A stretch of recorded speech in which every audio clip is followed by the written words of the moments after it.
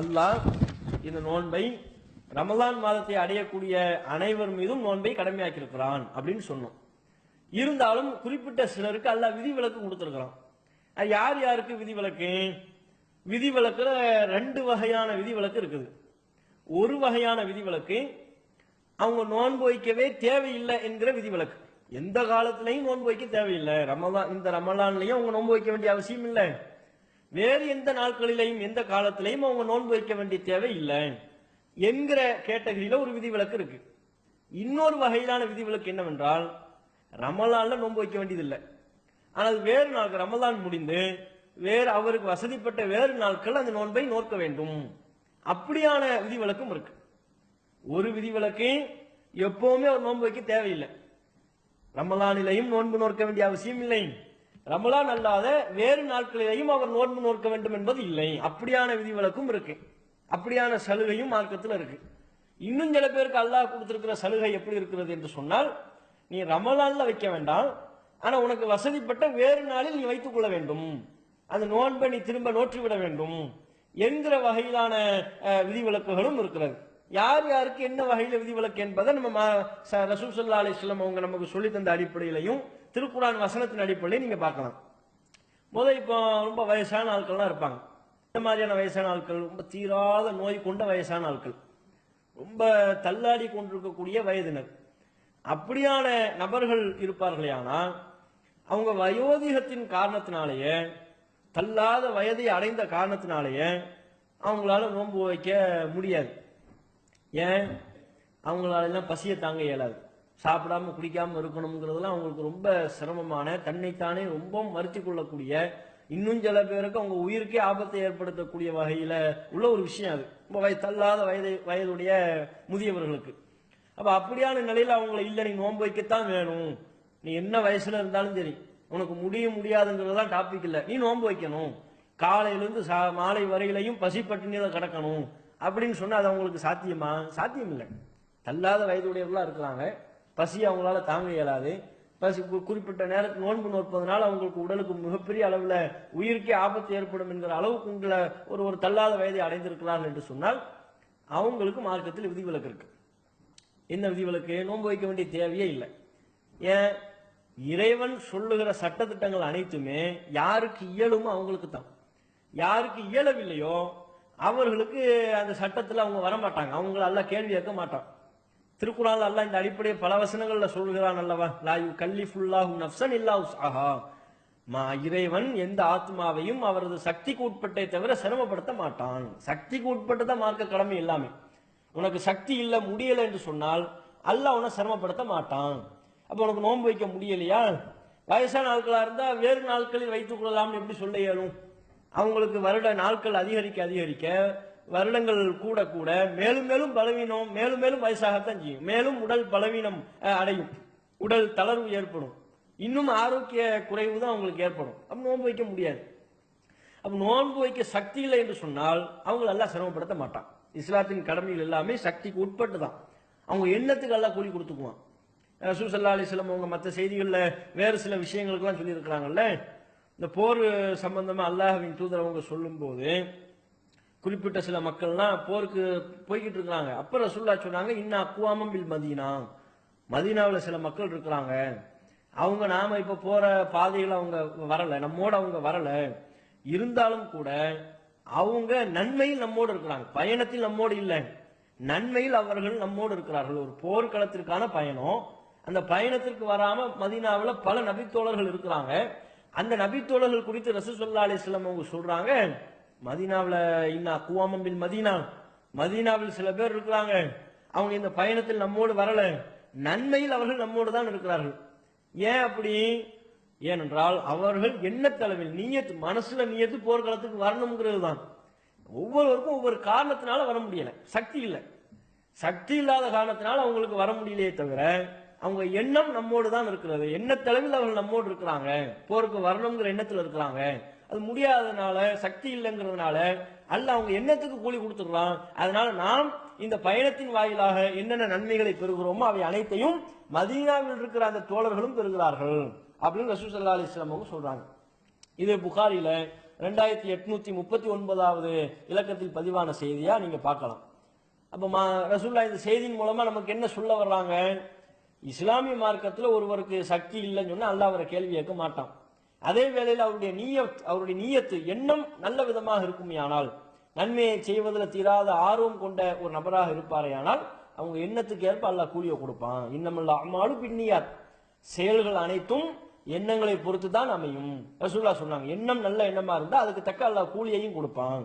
அப்ப தள்ளாத வயதுடையவர்களாக இருப்பார்களே ஆனால் அவங்க நோன்பு வைப்பதிலிருந்து விலக்கு பெறுகிறார்கள்.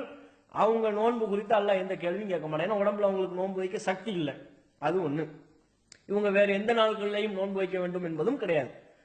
நாட்கள் அதிகரிக்க அதிகரிக்க இன்னும் பலவீனத்தை தான் அவங்க அடைவாங்க. சரி, அடுத்து அல்லாஹ் யாருக்கு விதிவிலக்கு கொடுக்குறான்? திருக்குறான்லயே நீங்க பார்க்கலாம், நோயாளிகளுக்கும் பயணிகளுக்கும் இந்த நோன்பு வைப்பதிலிருந்து ஒரு சலுகை இருக்கு. இது தற்காலிக சலுகை. எப்படி அல்லாஹ் குர்ஆன்ல சொல்ற, ஃபமன் கான மின்கும் மரீதன் அவ் அலா சஃபரின் ஃபஇத்தத்தும் மின் அய்யாமின் உகர். யார் நோன்பாளியாக இருக்கிறாரோ அல்லது பயணத்தில் இருக்கிறாரோ அவர் வேறு நாட்களில் நோன்பை வைத்துக் கொள்ளட்டும், கணக்கிட்டுக் கொள்ளட்டும். இது அல்லாஹ்வுடைய தெளிவான வார்த்தை. இதுக்கு விளக்கமே தேவையில்லை. ஒருத்தர் நோயாளியா ரமலான் மாசம் நோன்பு வைக்கணும், நோயாளியா இருக்கிறேன், நோன்பு வைக்க வேண்டியதில்லை, நீ வேறு நாள நோன்பு வச்சுக்க. ரமலான் மாசம் எல்லாரும் நோன்பு வைக்கணும். நீ பயணத்தில் இருக்கிறாய், பயணம்ங்கிறது ஒரு சிரமம் தான். அப்ப அந்த சிரமமான ஒரு பயணத்தில் நீ இருக்கின்ற பொழுது, பயணம் என்பதையும் மார்க்கம் சிரமமா தான் பார்க்குது. இப்போ பயணத்தில் இருக்கின்ற பொழுது நீ வேறு நாட்களில் நோன்பு வைத்துக் கொள்ளலாம், அந்த சலுகை உனக்கு இருக்குது. நோயாளிக்கும் பயணத்தில் இருப்பவருக்கும் ரமலான் மாதத்தில் நோக்க வேண்டிய நோன்பிலிருந்து அந்த நாள்ல நீங்க நோன்பு வைக்காம வேறு நாட்களில் நோன்பு வைத்துக் கொள்ளலாம் என்கிற ஒரு சலுகை அவங்களுக்கு குறிப்பிடப்பட்டிருக்கிறது. இறைவனால் இந்த சலுகை வழங்கப்பட்டிருக்கிறது. இதை நீங்க குர்ஆன்ல பார்க்கலாம். நோயாளியில கூட நம்ம முதல்ல சொன்னது வரும். தீராத நோய் உடையவர்களா இருக்கிறாங்க, சுகர் பேஷண்டா இருக்கிறாங்க, அவங்களுக்கு நோன்பு வைக்க பசி தாங்க இயலாத அதே வாதம் தான். பசி தாங்க முடியாது, எப்படி ரொம்ப வயசானவங்களுக்கு பசி தாங்க முடியாது, நோன்பு வைக்க சக்தி இல்லைங்கிற வாதம் வருமோ, அது அவங்க நோயினுடைய தன்மையை பொறுத்து அதே காரணம் வரும். தீராத நோய் உடையவர்களா இருக்கிறாங்க வைங்க, அவங்களுக்கும் அதே போல சாப்பாடு சாப்பிடாம இருக்க முடியாது, பசியோடு இருக்க முடியாதுங்கிற ஒரு இது இருக்கும். அவங்களுக்கு நோய் வேறு நாட்களில் குணமாகுமான்னு பார்த்தா குணமாகுது. இப்போ காய்ச்சலா இருக்குது, வேறு சில நோய்கள் ஏற்பட்டிருக்குது, மஞ்சள் காமால் இந்த மாதிரி ஒரு நோய்கள் இருக்குதுன்னு வைங்க, டைஃபாய்டு இது மாதிரியான நோய்கள்லாம் வருது. இது அந்த ஒரு 5 நாள் 10 நாள் இருந்து விட்டு வேறு நாட்களில் சரியாயிடும், குணமாகிவிடும். இப்போ வேறு நாட்களில் குணமாகக்கூடிய வகையிலான நோயா இருந்தால் அவர் ஆரோக்கியமானதற்கு பிறகு அவருக்கு வசதிப்பட்ட ஏதேனும் ஒரு நாளை நோன்பு வைத்துக் கொள்வார். நோன்பு வைக்கணும். ரமலான்ல அவர் விட்ட நோன்பு அவர் நோற்று விட வேண்டும். 10 நோன்பு விட்டுட்டாருன்னா 10 நோன்பு வைக்கணும். 5 நோன்பு விட்டுட்டாருன்னா நோயின் காரணத்தினால அல்லது பயணத்தின் காரணத்தினால ஒரு 5 நோன்பு விட்டுட்டாருன்னா அவர் ரமலான் முடிந்து அவருக்கு வசதிப்படக்கூடிய இன்னொரு நாட்களில் வேறு நாட்களில் 5 நோன்பு, அவர் விட்ட 5 நோன்பையோ அல்லது 10 நோன்பையோ வைத்து விட வேண்டும். சரிங்களா? அது இந்த தீராத நோய் உடையவர்களாக இருந்தா அவங்க வேறு நாள் எப்படி வைப்பாங்க? அந்த நாளையும் நோய் அவங்களுக்கு தீர்ந்திருக்காதுல்ல, தீராத நோய் தானே. ரமலான்ல எப்போ அவர் நோயாளியா இருக்கிறாரோ அதே மாதிரிதான் ரமலானுக்கு பிறகும் நோயாளியா தான் இருக்க போறாரு. ரமலான்ல நோன்பு வைப்பதிலிருந்து எந்த நோய் அவரை தடுத்ததோ அதே நோய் தான் ரமலான் முடிந்ததுக்கு பிறகும் அவருக்கு இருக்கிறது. அப்போ அவர் நோன்பு வைக்க இயலாது. அப்ப இவரும் எந்த கேட்டகரியில் வந்துருவார்னா நிரந்தர சலுகை என்கிற வகையில வந்துருவார். இவர் குறித்தும் அல்லாஹ் எந்த கேள்வியும் கேட்க மாட்டான். உனக்கு சக்தி இல்லை, சக்தி நோன்பு வைப்பதற்கு ஒருவருக்கு சக்தி அல்லாஹ் கொடுக்கல, அவர் அந்த காரணத்தினால நோன்பு வைக்கல. மறுமை நாள் அந்த அடியான்ட்ட நீ ஏன் நோன்பு வைக்கலாம் நல்லா கேள்வி எழுப்புவானா? யாருக்கு அல்லாஹ் நோன்பு நோற்பதற்குரிய சக்தியை கொடுக்கவில்லையோ அவர் நோன்பு வைக்காதது குறித்து அல்லாஹ் எந்த கேள்வியும் எழுப்ப மாட்டான். இது அடிப்படை. அப்ப நோயாளிகளுக்கும் சலுகை இருக்கு, பயணிகளுக்கும் சலுகை இருக்கு. நோயாளிகள் தீராத நோய் உடையவர்களாக இருந்தா அவங்க வேறு நாட்களில் வைக்க வேண்டும் என்கிற அவசியமும் இல்லை. மற்ற தீரக்கூடிய வகையில் உள்ள காய்ச்சல் தலைவலி போன்ற சாதாரண நோய்களாக இருக்குமே ஆனால் அதன் காரணத்தினால் நோன்பை ரமலான் மாதத்தில் விட்டுவிட்டு வேறு அவருக்கு வசதிப்பட்ட நாட்களில் நோன்பை நோற்றுக்கொள்ள வேண்டும். அதே மாதிரி இப்ப இந்த பயணத்துல நோன்புன்னு சொல்லி சொல்றோமா இல்லையா, இதை சில விஷயங்களை நம்ம விளக்க வேண்டியிருக்குது. இந்த பயணத்துல நோன்பு என்பது சில பேர் என்ன விளங்கிக் கொள்கிறார்கள் என்றால், பயணத்துல நோன்பு வைக்காமல் இருப்பதற்கு மார்க்கத்தில் சலுகை இருக்குன்னா கண்டிப்பா நோன்பு வைக்கவே கூடாது, பயணத்துல நோன்பு விடத்தான் வேணும், நோன்பு வைத்து விடக்கூடாது என்று சிலர் தவறாக விளங்கிக் கொள்கிறார்கள். அப்படி கிடையாது. பயணத்துல விரும்பினா நோன்பு வைக்கவும் செய்யலாம், நோன்பு வைக்காமலும் இருக்கலாம். இரண்டுக்கும் மார்க்கத்தில் அனுமதி இருக்கு. ரசூலுல்லாஹ்விடத்துல ஒரு சஹாபி கேட்கிறார், அல்லாஹ்வின் தூதரே அஸூமு ஃபி ஸஃபர், நான் பயணத்துல நோன்பு வைக்கலாமா அப்படின்னு கேட்கறாங்க. அப்ப ரசூலுல்லாஹ் சொல்றாங்க, இன் ஷி'த ஃபஸும் வ இன் ஷி'த ஃபஅஃப்திர், நீ விரும்பினா நோன்பு வச்சுக்க, விரும்பினா நோன்பு வைக்காம இருந்துக்க. ஒரு ஆப்ஷன் தான்ங்கிறது கிடையாது. இல்ல நீ நோன்பை விடத்தான் வேணும் அதுவும் அல்ல, நோன்பை கண்டிப்பாக வைத்தே தீர வேண்டும் அதுவும் அல்ல. விரும்பினா நோன்பு வைக்கலாம், விரும்பினா நோன்பு வைக்காமல் இருக்கலாம். இப்படியான ஒரு சலுகை வழிகாட்டல் தான் ரசூலுல்லாஹ்விலிருந்து நமக்கு சொல்லி தரப்பட்டிருக்கு. இது புகாரில 1943 இலக்கத்துல இருக்கு. அதே மாதிரி இப்ப பயணம் அப்படின்னு வரும்போது சில பேர் என்ன விளங்குறாங்கன்னா, டிராவல்ல இருப்பது மட்டும்தான் பயணம், சில வியாக்கியானங்கள் எல்லாம் சொல்லிக் கொண்டு தங்களை தாங்களே சிரமப்படுத்திக் கொள்கிறார்கள். ரசூலுல்லாஹ் காலத்துல எல்லாம் பயணம் ரொம்ப சிரமமா இருந்துச்சு. ஒட்டகத்துல போனாங்க, குதிரையில போனாங்க, கழுதையில போனாங்க. இன்னைக்கு தான் நம்ம சொகுசா பஸ்ல போயிடுறோம், ட்ரெயின்ல போயிடுறோம், ஃபிளைட்ல போயிடுறோம். அப்ப அத அந்த காலகட்டத்துக்கு அளவுக்கு இன்றைக்கு பயணங்கள் சிரமமாக இல்லை என்கிறதுனால நம்ம நோன்பு வச்சிட வேண்டியதுதானே அப்படின்னு சிலருக்கு அறிவுரை எல்லாம் சொல்லுவாங்க. அல்லது தன்னைத்தானே நொந்து கொள்வது, தன்னைத்தானே நோவினை செய்து கொள்வது, அது நம்ம அந்த காரணம்லாம் இருந்து அல்லாஹ்வுக்கு தெரியாதா? அந்த கால பயணம் வேறு இந்த கால பயணம் வேறுலாம் இருந்தால் அல்லாஹ் இப்படி பொத்தாம் பொதுவா சொல்வானா? உங்களை யாரு பயணத்தில் இருக்கிறீங்களோ அவங்க வேறு நாட்களில் நோன்பு வைத்துக் கொள்ள வேண்டும் என்கிற இந்த கட்டளை அந்த காலத்து மக்களுக்கு மட்டுமா நமக்கும் சேர்த்தாங்க? நாளை மறுமை நாள் வரும் வரையிலையும் வருகிற அனைத்து மக்களுக்குமான கட்டளையாகும். எல்லாத்துக்கும் இதுதானுங்க. அப்ப பயணத்தின் எல்லா காலத்து பயணத்தின் தன்மையை பற்றி தெரிந்த ரப்புல் ஆலமீன் நமக்கு ஒரு சலுகையை கொடுக்குறானா, அதை பயன்படுத்திக்கிட்டு போக வேண்டியதானே. அதுல எதுக்கு போட்டு அந்த காலத்து பயணம் இந்த காலத்து பயணம் எதுக்கு வியாக்கியானம்? அது தேவையில்லை. இன்னும் சில பேர் எப்படி புரிந்து கொள்வார்கள், புரிந்து வைத்திருக்கிறார்கள் என்றால், பயணம்னா டிராவல்ல வாகனத்துல போய் கொண்டிருப்போம் அல்லவா, அது மாத்திரம்தான் பயணம். ஊரு போய் சேர்ந்து அங்க தங்கிட்டோம் சொன்னா அது பயணம் இல்லை அப்படின்னு விளங்கிடுறாங்க. அப்படி கிடையாது. பயணம் என்பது வாகனத்தில் சென்று கொண்டிருப்பதும் பயணம் தான். மார்க்கத்தின் பார்வையில ஒரு ஊர்ல போய் வாகனத்துல போய் ஒரு ஊரை ரீச் பண்ணிட்டோம், அந்த ஊர்ல சில நாட்கள் தங்கி இருக்கணும், தங்கி இருக்கிற காலம் முழுக்க பயணத்துல தான் சேரும், அதுவும் பயணம் தான். வாகனத்தில் இருப்பது மாத்திரம் பயணம் இல்லை, வாகனத்தில் இருப்பதும் பயணம், அந்த ஊரை அடைந்ததற்கு பிறகு அங்கிருக்கிற நாட்களும் பயணம். ரசூலுல்லாஹ்வே தனது செயல்பாட்டின் மூலமா நமக்கு விளக்கிட்டாங்க. புகாரில 4275 இலக்கத்துல பதிவாக இருக்கிறது. ரசூலுல்லாஹ் என்ன செய்யறாங்க, கதீத் என்கிற ஒரு ஊருக்கு ஏரியாவுக்கு போறாங்க. அங்க நோன்பு வைத்துக் கொண்டு சுவாம ரசூலுல்லாஹி ஸல்லல்லாஹு அலைஹி வஸல்லம் அல்லாஹ்வின் தூதர் நோன்பு வச்சிருக்கிறாங்க. நோன்பு வைத்துக் கொண்டே ஹத்தா இதா பலகல் கதீத், கதீத் என்கிற ஒரு இடத்துக்கு போறாங்க. அந்த இடத்துக்கு போனோடனே அப்தர நோன்பு விட்டுட்டாங்க. ஃபலம் யஸல் முஃப்திரன் ஹத்தன் சலஹ ஷஹர், அந்த மாதம் முடிகின்ற வரை ரசூலுல்லாஹ் நோன்பு வைக்கவே இல்லை. கதீதுங்கிற ஊருக்கு டிராவல் பண்றாங்களா, பயணம் என்பதனால போனவொடனே நோன்பு விட்டுட்டாங்க ரசூலுல்லாஹ். நோன்பை விட்டு அந்த மாதம் முடிகிற வரையிலையும் ரசூலுல்லாஹ் நோன்பு வைக்கவே இல்லையா, ஃபுல்லா நோன்பு விட்டுட்டே இருந்தாங்களாம். ஏன்? ஃபுல்லா பயணத்தில் இருக்கும்போது அந்த சலுகை இருக்கு. பயணம் என்பது தங்கியிருப்பதும் பயணத்துல தான் சேரும். அந்த அடிப்படையில் அல்லாஹ்வின் தூதர் அவர்கள் அந்த மாதம் முடிகின்ற வரையிலையும் நோன்பு விட்டுருக்கிறாங்க. சரியா? அப்போ பயணம் என்பதை நாம இந்த தெளிவோட புரிந்து கொள்ளணும். வாகனத்துல இருப்பது மட்டும்தான் பயணம் என்பது கிடையாது. நாம அந்த ஊரில் தங்கியிருக்கின்ற சில நாட்கள் தங்கியிருக்கிறோம் என்றால் தங்கியிருக்கக்கூடிய நாட்களும் பயணத்தில் தான் சேரும். அப்போதும் அவருக்கு ஒரு பயணிக்கு வழங்கப்பட்டிருக்கிற சலுகை அவருக்கு உண்டு என்பதை இந்த நபிமொழி நமக்கு தெளிவுபடுத்துகிறது. சரி, அப்ப நோன்பிலிருந்து விலக்களிக்கப்பட்டவர்களை தான் நம்ம இப்ப சொல்லிக்கிட்டு இருக்கிறோம். அதுல இன்னும் சிலர் இருக்கிறாங்க, மாதவிடாய் ஏற்பட்டிருக்கிற பெண்கள், அவர்களுக்கும் நோன்பு வைப்பதிலிருந்து விலக்கு. இவர்களுக்கான விலக்கு கொஞ்சம் வித்தியாசமானது. எப்படி? இப்போ சொன்னதெல்லாம் ஒன்றும் நோன்பு வைக்கவே முடியாது. தீராத நோயாளியாக இருந்தால் அவரால் நோன்பு வைக்க முடியாது, தள்ளாத வயதுடையவராக இருந்தால் அவரால் நோன்பு வைக்க முடியாது, வேறு நாட்களிலையும் வைக்க இயலாது. சரிங்களா? அப்படி சொன்னோம். பயணியும் மற்ற தீரக்கூடிய நோய் உள்ளவராகவும் இருந்தால் அந்த நாள் ரமலான் மாதத்தில் நோன்பு வைக்கவும் செய்யலாம், வைக்காமலும் இருக்கலாம். அவருக்கு சலுகை இருக்கு. நோன்பு வைக்காமல் இருப்பாரையானால் அவர் வேறு நாட்களில் வைத்துக் கொள்ள வேண்டும் அப்படின்னு சொன்னோமா. இப்ப மாதவிடாய் பெண்களுக்கு ஏற்பட்டிருக்கிற சலுகை என்பது எப்படியான ஒரு சலுகை சொன்னா, ரமலான்ல நோன்பு வைக்க கூடாது. மாதவிடாய் பெண்கள் நோன்பு வைப்பதற்கு சலுகை அப்படின்னு சொன்னா, அப்போ ரமலான்ல அவங்க வைக்கவும் செய்யலாம், வைக்காமலும் இருக்கலாம். வைக்காமல் இருக்கும்போது வேறு நாட்களில் வைத்துக் கொள்ள வேண்டும், அப்படியான சலுகை இல்லை. நீங்க ரமலான்ல வைக்க கூடாது. ரமலான் முடிஞ்சு வேறு நாட்கள் உங்களுக்கு வசதிப்பட்ட நாட்களில் தான் நோன்பு வைக்கணும், அப்படியான ஒரு சலுகை. இது அல்லாஹ்வின் தூதர் அவர்கள் தெளிவாகவே நமக்கு சொல்லியிருக்கிறாங்க.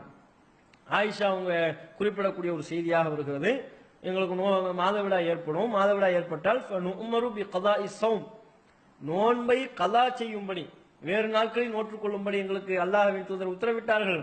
வலா உமரு பி கதாஇ ஸலாத், தொழுகை கதா செய்யும்படி அல்லாஹ்வின் தூதர் விடவில்லை. அப்ப மாதவிடாய் ஏற்படக்கூடிய சமயத்துல நோன்பும் வைக்கக்கூடாது, தொழவும் கூடாது. தொழுகையும் அவங்களுக்கு இல்லை, நோன்பும் இல்லை. ரமலான் மாதத்துல மாதவிடாய் ஏற்பட்ட ரமலான் மாதத்துல சில பெண்களுக்கு மாதவிடாய் ஏற்பட்டு விட்டது என்றால் மாதவிடாய் நாட்கள் எவ்வளவு நாட்களோ அவ்வளவு நாட்களும் அவங்க நோன்பும் வைக்கக்கூடாது, தொழவும் கூடாது. அதுல ரசூலுல்லாஹ் என்ன வழிகாட்டுதல் கொடுக்குறாங்களாம், இந்த தூய்மையானதற்கு பிறகு தொழுகையை கல்லா செய்யக்கூடாது.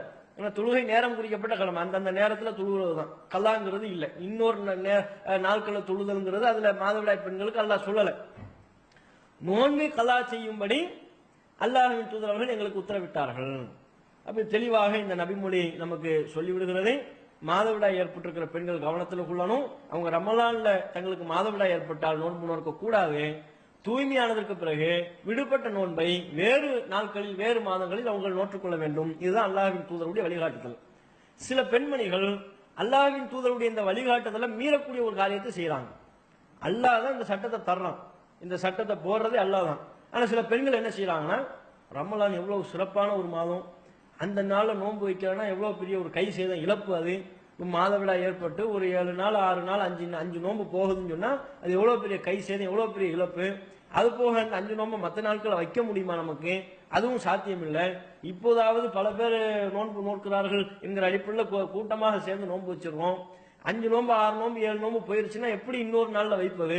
இப்படியான தனக்குத்தானே சில நியாயங்கள் கற்பித்துக் கொண்டு மாதவிடாயை தள்ளி போடக்கூடிய வேலையை செய்கிறார்கள். சில மாத்திரைகளை மருந்துகளை உட்கொண்டு விட்டு மாதவிடாயை தள்ளி போடுறாங்க. ஏன் அப்படி தள்ளி போடுறாங்க? மார்க்கத்தில் உள்ளதா? அது அனுமதிக்கப்பட்டதா? அது அப்படி செய்யலாமா? மாதவிடா என்பது இறைவன் ஏற்படுத்திய ஒரு தொல்லை. இறைவன் திருக்குறான்ல சொல்லிவிட்டான், எஸ் அலுன கானில் மஹீத், நபியே மாதவிடாய் குறித்து உம்மிடம் கேள்வி எழுப்புகிறார்கள், குல் ஹுவ அதன், அது ஒரு இறைவன் ஏற்படுத்தி இருக்கிற ஒரு தொல்லை அப்படின்னு சொல்லுங்க, நல்லா சொல்லிட்டான். அப்ப அல்லாஹ் தான் நமக்கு அந்த தொல்லையை, அந்த மாதவிடாய் என்கிற ஒரு தொல்லையை இறைவன் ஏற்படுத்துகிறான் பெண்களுக்கு. இறைவனே ஒன்றை ஏற்படுத்தி விட்டு அதுக்கு பிறகு அல்லாஹ் அந்த பெண்களிடத்துல கேள்வி எழுப்பான், நீ ஏன் ரமலான்ல நோன்பு வைக்கல, ஏன் வேறு நாட்களை நோன்பு வச்சு நல்லா கேள்வி எழுப்ப போறானா? அல்லது சில பெண்மணிகள் நினைப்பதை போல, ஆஹா ரமலான்ல நோன்பு வச்சு அந்த பாக்கியம் வேறு, ரமலான் அல்லாத மற்ற நாட்களில் நோன்பு வைத்தால் அதனால் அந்த பாக்கியம் வேறு, ரெண்டும் சமமாகாதுன்னு சில பெண்கள் நினைக்கிறாங்க. அந்த உள்ளுணர்வின் பேர்ல தான் மாதவிடாயை தள்ளி போடக்கூடிய வேலைகளை எல்லாம் செய்யறாங்க. அப்படியே நீங்க நினைக்கிறீங்க? அல்லாதன ரமலான்ல மாதவிடாய் மூலம் நோன்பு வைக்க முடியலன்னா அந்த நிலையை ஏற்படுத்தியது யாரு? அல்லாதானே ஏற்படுத்தினா. இறைவனே ஒரு நிலையை ஏற்படுத்தி விட்டு வேறு நாட்களை நோன்பு வைன்னு சொல்லி ஒரு வழிகாட்டத்துல சொல்லிட்டு ரெண்டும் சமம் இல்லை நல்லா சொல்லுவானா? சொன்னா எவ்வளவு பெரிய அநியாயம். இறைவனா என்ன சொல்றான், இன்னல்லாஹ லா யظ்லிமு மிஸ்கால தர்ரா, அணுவளவும் அல்லாஹ் யாருக்கும் அநியாயம் செய்ய மாட்டான். இன்னல்லாஹ லா யظ்லிமு நாஸ ஷைஆன், கொஞ்சம் கூட அல்லாஹ் எந்த மக்களுக்கும் அநியாயம் செய்ய மாட்டான். இறைவனினுடைய சட்டத்தில் அநியாயத்துக்கு வேலையே இல்லை. அப்ப மாதவிடாய் ஏற்படக்கூடிய பெண்கள் புரிந்து கொள்ளணும், அவங்க மாத்திரைகள் மருந்துகள் உட்கொண்டு அதை தள்ளிப்படக்கூடிய காரியத்தை செய்யக்கூடாது. அது ஒரு தவறான ஒரு அணுகுமுறை. இது ஒரு விஷயம். அதே மாதிரி நோன்பு ரமலான் மாதத்துல நோன்பு வைப்பதிலிருந்து சலுகை வழங்கப்பட்டவர்கள்ல கர்ப்பிணி பெண்கள், பாலூட்டக்கூடிய தாய்மார்கள், இவங்களுக்கும் இந்த சலுகை இருக்கு. கர்ப்பிணி பெண்களுக்கும் ரமலான் மாசத்துல நோன்பு வைக்க வேண்டியதில்லை என்கிற ஒரு சலுகை இருக்கு, வேறு நாட்களை வைத்துக் கொள்ளலாம். பாலூட்டக்கூடிய தாய்மார்களுக்கும் இப்ப நீங்க நோன்பு வைக்க வேண்டியதில்லை, வேறு நாட்களை வைத்துக் கொள்ளலாம் என்கிற ஒரு சலுகை தான். சில பேர் என்னன்னா கர்ப்பிணி மாதவிடாய் மாதிரி புரிந்து கொள்கிறார்கள். மாதவிடாய் பெண்களை பொறுத்தவரை ரமலான்ல அவங்க வைக்க கூடாது, வைக்க முடியாது, வேறு நாட்கள்ல தான் அவங்க வைக்கணும். அதே போலவே இந்த கர்ப்பிணி பெண்கள் பாலூட்டக்கூடிய தாய்மார்கள் விஷயத்திலையும் புரிஞ்சுக்கலாம். கர்ப்பிணி பெண்கள் நோன்பு வைக்கவே கூடாது, ரமலான்ல வைக்க கூடாது, மாதவிடாய் பெண்களுக்கு சொல்லப்பட்டிருக்கிற சட்டத்தை போலவே புரிந்து கொள்கிறார்கள். அப்படி அல்ல. கர்ப்பிணி பெண்களுக்கும் பாலூட்டக்கூடிய தாய்மார்களுக்கும் இறைவன் வழங்கியிருக்கிற சலுகை ஒரு பயணிக்கு வழங்கப்பட்ட சலுகையை போல ரசூலுல்லாஹ் அதோட சேர்த்து தான் சொல்றாங்க. இன்னல்லாஹ அஸ்ஸ வ ஜல்ல வதஅ அனில் முஸாஃபிரி ஷத்ர ஸலாம், இறைவன் பயணிக்கு தொழுகையில சலுகையை கொடுக்கிறான், வஸ்ஸியாம் நோன்புலையும் சலுகையை கொடுக்கிறான். அந்த சலுகையை அனில் ஹாமிலி வல் முர்திஇ, கர்ப்பிணி பெண்ணுக்கும் பாலூட்டக்கூடிய தாய்க்கும் அல்லாஹ் கொடுக்குறான். ரசூல்லா யாரை பத்தி சொல்வதாக ரசூல்லா சொல்றாங்க? பயணிக்கு தொழுகையிலையும் அல்லாஹ் சலுகை கொடுக்குறான், பயணத்தில் இருப்பவருக்கு நோன்பு நோற்பதிலையும் அல்லாஹ் சலுகையை கொடுக்குறான். அதே மாதிரி தான் கர்ப்பிணி பெண்ணுக்கும் கொடுக்குறான், பாலூட்டக்கூடிய தாய்க்கும் கொடுக்குறான். இப்ப பயணியோடு சேர்த்து சொல்லப்பட்டதிலிருந்தே இவர்களுக்கு வழங்கப்படக்கூடிய சலுகை பயணிக்கு வழங்கப்பட்ட சலுகை போலத்தான் கர்ப்பிணி பெண்ணுக்கும் பாலூட்டக்கூடிய தாய்க்கும் வழங்கப்பட்டிருக்கிற சலுகை பயணியோடு தொடர்ச்சியாக சொல்லப்படுவதிலிருந்தே இது பயணிக்கு வழங்கப்பட்ட சலுகை போன்றுன்னு சொல்லி வழங்கலாம். ஒரு பயணிக்கு எப்படியான சலுகை? நோன்பு வைக்க கூடாது, வேறு நாள்ல தான் வைக்கணும், அப்படியான சலுகையா? ரசூலுல்லாஹ் தெளிவா சொல்லிட்டாங்கல்ல, நீ விரும்பினா நோன்பு வை, விரும்பினா நோன்பை விட்டுக்க. அப்ப விரும்பினா வைக்கவும் செய்யலாம், அது மாதிரியான சலுகை. அதே போன்ற சலுகை தான் கர்ப்பிணி பெண்களுக்கும் பாலூட்டக்கூடிய தாய்மார்களுக்கும் வழங்கப்படுகிறது. விரும்பினா அவங்க வசதிப்பட்டா, தங்களுக்கு உடம்புக்கு பாதிப்பு இல்லை, குழந்தைக்கு பாதிப்பு இல்லைன்னு அவங்க ஃபீல் பண்ணாங்கன்னா நோன்பு வைக்கவும் செய்யலாம். பாதிப்பு என்று அவர்கள் பயப்படுவார்களே ஆனால் நோன்பு வைக்காம வேறு நாட்களை நோன்பு வைத்துக் கொள்ளலாம். இப்படியான ஒரு விஷயம் இருக்கிறது. இன்னும் சில பேர் எப்படி புரிந்து கொள்கிறார்கள் என்றால், கர்ப்பிணி பெண்களுக்கும் பாலூட்டக்கூடிய தாய்மார்களுக்கும் வழங்கப்பட்டிருக்கிற சலுகையை உள்டாவா புரிஞ்சுக்கிறாங்க. சலுகைனா அறவே சலுகை. இந்த தீராத நோயாளிகள் சொன்னோம்ல, தள்ளாத வயதுடையவர்கள், நோன்பு வைப்பதற்கே உடல் ரீதியா சக்தி இல்லாத வயதுடையவர்கள் சொன்னோம்ல, அவங்கள மாதிரி ஒரு சலுகைன்னு விளைக்கிறாங்க. ஏன்னா ஏன் அப்படி விளங்கி கொடுக்குறாங்கன்னா அந்த காலத்தை பார்க்குறாங்க. கர்ப்ப காலம்னா எத்தனை காலம், எவ்வளோ, 10 மாசம், 8 மாசம், 9 மாசம், 10 மாசம் ஆகுது. அதை ஒட்டி இப்போ குழந்தைக்கு பாலூட்டுற காலம் என்ன? இந்த கர்ப்ப காலத்துக்கும் பாலூட்டுற காலத்துக்கும் பல வருஷம் இடைவெளியா வரும். கர்ப்பமா இருப்பாங்க, அது ஒரு 10 மாசம். குழந்தையை பெற்றெடுக்கிறாங்களா, குழந்தையை பெற்றெடுத்ததுலேருந்து பாலூட்டுற காலம் துவங்குது. அதன் தொடர்ச்சியில, கர்ப்பத்தினுடைய தொடர்ச்சியிலேயே அது ஒரு 2 வருஷம். அப்ப ஏறத்தாழ சுமார் ஒரு 3 வருட காலம். 3 வருஷம்னா 3 வருடத்தில் வருகிற ரமலான் நோன்பு அவங்க நோக்க இயலாது, நோன்பு வைப்பதற்கு முடியாது. இப்ப இப்படிதான் வருது. இப்ப அதை எப்படி வேறு நாள்ல வைக்க இயலும்? அது சாத்தியமே இல்லை. ஏறத்தாழ 30 கணக்கு பண்ணா 90, அதுல ஒரு 29 அப்படிங்கிற எண்ணிக்கையில முடியுமே, ஆனால் 1-2 நோன்பு குறையும். அப்போ இப்படியான நோன்புகள் அவங்க அவங்களுக்கு போகுது, அது வேறு நாள்ல வைப்பது அவங்களுக்கு எப்படி சாத்தியப்படும்? அதனால அவங்களுக்கு வழங்கப்பட்டிருக்கிற சலுகை டோட்டல் சலுகை, வைக்கவே தேவையில்லை அப்படின்னு விளங்கிக்கிறாங்க. அதுவும் தவறு என்பதை நபிமொழியே சொல்லுது. ஏன்? நம்ம முன்பு சொன்னதுதான், பயணிக்கு வழங்கப்பட்டிருக்கிற சலுகையை போன்றுதான் கர்ப்பிணி பெண்ணுக்கும் பாலூட்டக்கூடிய தாய்க்கும் சலுகை வழங்கப்படுது. ரசூலுல்லாஹ் அதை விளக்கிட்டாங்க. அதன் தொடர்ச்சியில சொல்லி அதை நமக்கு அந்த சட்டத்தை புரிய வைத்து விட்டார்கள். பயணிக்கு வழங்கப்பட்டிருக்கிற சலுகை நீ நோன்பே வைக்க தேவையில்லைங்கிற சலுகையா? வேறொரு நாள்ல வையுங்கிற சலுகை தானே. அதே சலுகை தான் கர்ப்பிணி பெண்ணுக்கும், அதே சலுகை தான் பாலூட்டக்கூடிய தாய்க்கும். அப்ப வேறு நாள் அவங்க எப்படி வைப்பாங்க? 3 வருடம்ல தொடர்ச்சியா போகுது. 3 வருடத்துல 3 மாதத்தினுடைய நோன்பு அவங்களுக்கு போனாலும் அதற்கு பிறகு அவங்களுக்கு எவ்வளவு காலம், அவங்க மௌத்தா போற வரையில் அவங்களுக்கு காலம் இருக்கு. மௌத்தா ஏன்னா விடுபட்ட நோன்பினுடைய காலக்கெடு தொடர்பாக நம்ம அடுத்து சொல்லுவோம், அதுலயும் இருக்குது. மௌத்தா போற வரையிலையும் அவங்களுக்கு காலம் இருக்குன்னு சொன்னா அவங்க சக்திக்கு உட்பட்டு வசதிப்பட்ட நாட்களில் நோன்பு வைக்கலாமே இல்லையா? மாசத்துக்கு 2-3ங்கிற அளவுக்கு நோன்பு வைத்துக் கொண்டு செல்வார்களே, ஆனால் நோன்பு வைத்து விடலாமா இல்லையா? அல்லது ரமலான் முடிஞ்சு வேறு அவங்க இந்த கர்ப்பத்தில் இல்லாம அல்லது பாலூட்டக்கூடிய நிலை இல்லாத ஏனைய நாட்கள்ல ஒரு 5-6 நோன்புகள் என்று, மாதத்திற்கு 5-6 நோன்புகள் என்று அவங்க நோட்டு சென்று விட்டாலே அவங்க எவ்வளவு நோன்பை தவற விட்டார்களோ அவ்வளவு நோன்பு நோற்றுக்கொள்ள இயலும். அதுக்குள்ள அவங்க சக்திக்கே இல்லைன்னு சொன்னா அல்ல அதை கேள்வி கேட்க போறதில்லை.